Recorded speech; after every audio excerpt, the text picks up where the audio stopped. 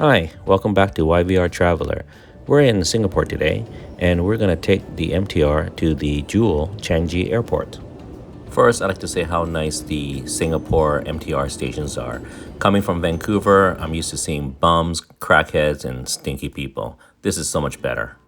The Blue Line is probably the most popular line if you're a tourist here, as it stops by Chinatown, Bugis, Clark Quay, and Marina Bay Sands. We'll be starting at Bencoolen, and there'll be 14 stops before we reach to Expo. At Expo, we just transfer to the Green Line, and it's just one stop to Changi Airport. The total cost of this subway ride is only about $4 Canadian, or $4 Singapore dollar as well. At the bottom is the Blue Line. You take an escalator up, and that is the Green Line. So one more stop to go. Here we are at Terminal 3. One more escalator and we're up into the airport.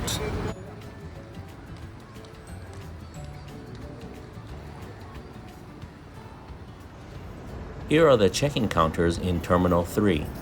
Singapore Changi Airport took the title of the best airport in 2023 and 2020 based on the Skytrax survey. However, in 2024, Doha's Hamad International Airport took that title.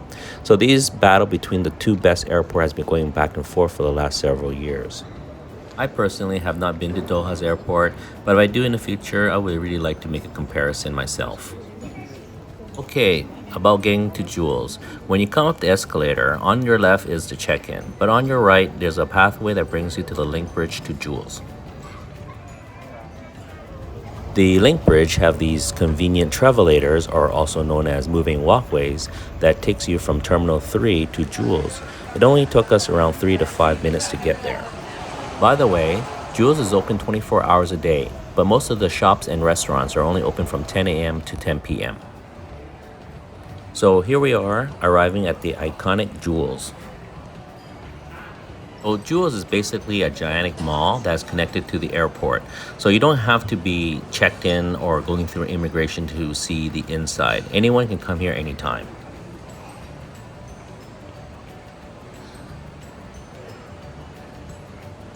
So first things first, when you arrive at Jules, most people are attracted to the center of the mall, which looks like a giant rainforest. It's actually called the Shiseido Forest Valley. It's very large and it looks like something from the Jurassic Park minus the dinosaurs. Fortunately, today the Jewel Rain Vortex waterfall was under maintenance. I've been here several times and it is actually quite spectacular. Too bad it's not working today. I believe there's also a light and music show that happens every night at 8 p.m. and 9 p.m.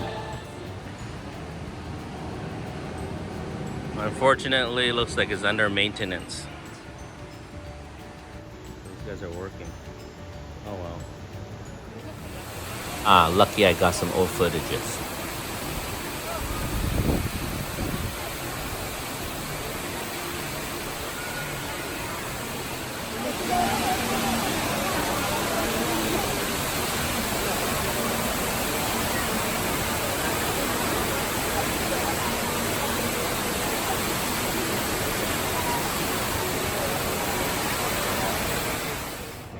Jewels have 7 floors. Level 1 to 5 is where all the main stores and restaurants are. Then on the lower area, B1 and B2, you'll find like the food court and the smaller type of fast food downstairs.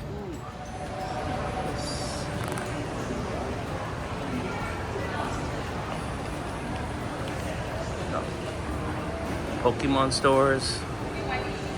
So much shopping. And food.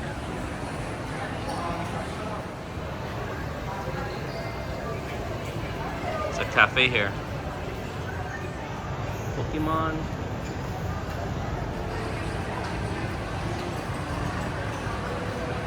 We got Sanrio. It's a little bit warmer up here. Restaurants.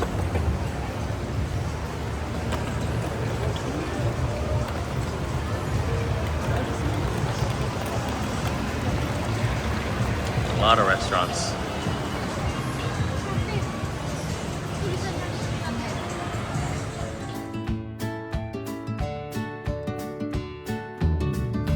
I guess you can go to the hedge maze and the canopy park, but you have to pay.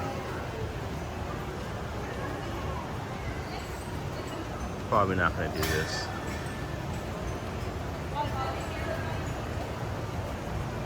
Pretty cool though. Look at that.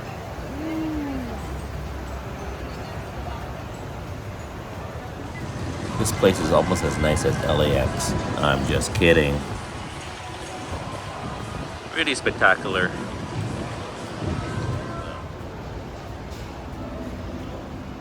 Kennedy Park exit.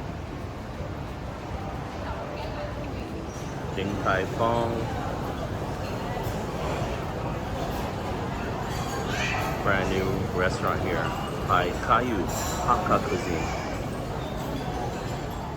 Jumbo Seafood. Famous Jumbo Seafood.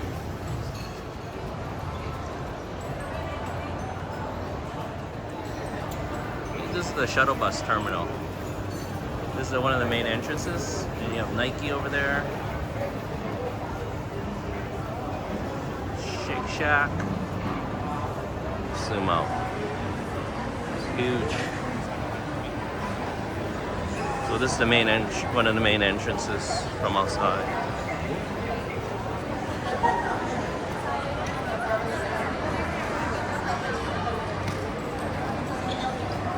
Right to the fountain, but it's closed or not working. Mac store. One thing I did notice while visiting Jules is that a lot of people here are not necessarily travelers. A lot of them are just locals.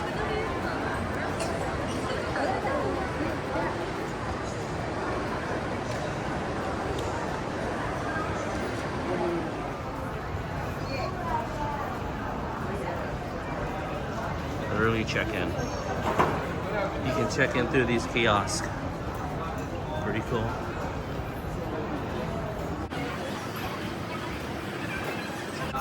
Just check in here and then put your luggages into there.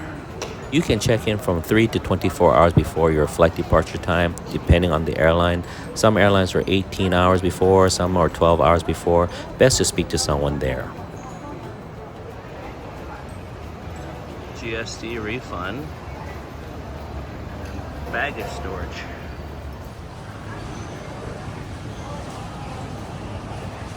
B2 is the food court. Too bad this thing's not working. Usually there's water coming down this. Oh well.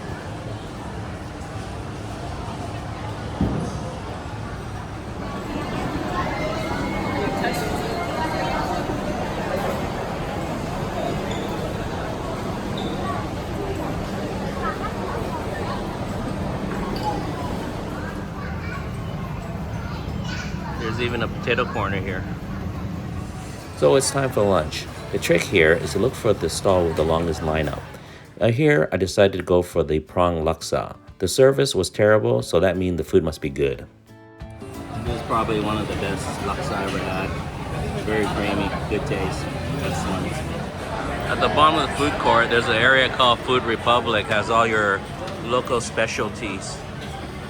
Prawn laksa, roast, Indonesian food, everything, your local food if you don't want to eat franchise food. There's even an IMAX at the very, very bottom of the Jules. Coming from the Philippines, I must admit, this is one of the nicest potato corner stores I've ever seen. Even the display here looks nice. There's even a small Don Don Donkey store in B1. If you're visiting Singapore, I would definitely come to Jules. It is a destination that you should not miss. The waterfall feature alone is worth it. And if you're flying out, I would definitely give myself 2 to 3 hours just to come here early and check out this mall.